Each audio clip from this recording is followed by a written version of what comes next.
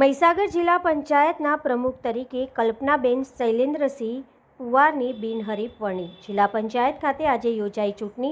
બિનહરીફ જિલ્લા પ્રમુખની વરણી થઈ.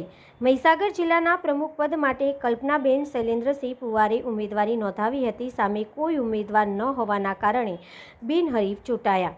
મહીસાગર જિલ્લા પંચાયતના પ્રમુખ તરીકે કલ્પનાબેન શૈલેન્દ્રસિંહ પુવાર, ઉપપ્રમુખ તરીકે હંસરાજ વસાવા. જિલ્લાના ભાજપના ખુશીનો માહોલ છવાયો. જિલ્લા ભાજપના પ્રમુખ દશરથભાઈ બારિયાનો આભાર વ્યક્ત કર્યો. જિલ્લા પંચાયત ખાતે ફટાકડા ફોડી મીઠાઈ ખવડાવી ખુશી વ્યક્ત કરવામાં આવી હતી.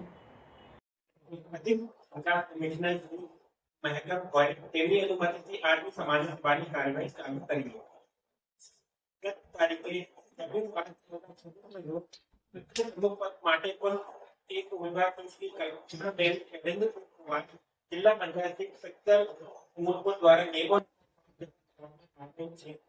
તે ફોર્મ માની રહેલ છે.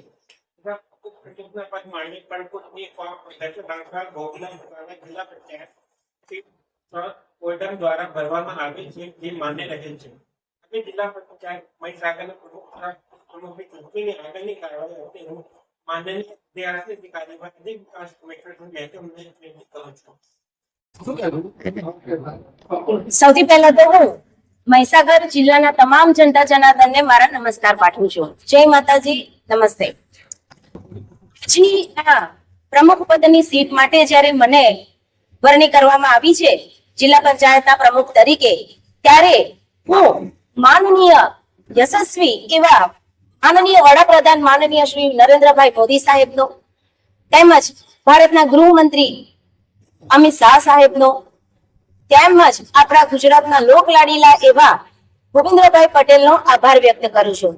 તેમજ ભારતીય જનતા પાર્ટીના મહીસાગર જિલ્લાના પ્રદેશ પ્રમુખ તરીકે દશરથભાઈ બારિયા સાહેબનો, તેમજ ધારાસભ્ય શ્રી માનનીય કુબેરભાઈ ડિંડોર સાહેબનો, તેમજ સંસદશ્રીઓનો, માનનીય સંસદશ્રીઓનો, ભાજપના તમામ કાર્યકર્તાઓ, હોદ્દેદારો, આગેવાનો અને જાહેર જનતાનો હું આભાર વ્યક્ત કરું છું, જેને મને આ યાત્રામાં સાથ અને સહકાર આપ્યો, તેવી મારા ઉપર વિશ્વાસ મૂકી અને જે મને આટલે આગળ લાવી છે, તે માટે જીત અપાવી છે, એ બધા માટે જાહેર જનતાનો હું ધન્યવાદ, દિલથી અભિનંદન પાઠવું છું, આભાર વ્યક્ત કરું છું.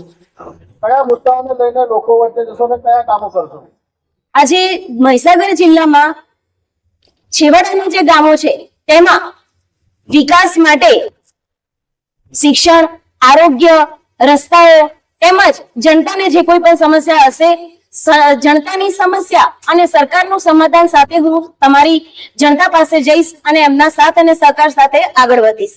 જય હિન્દ, જય ભારત.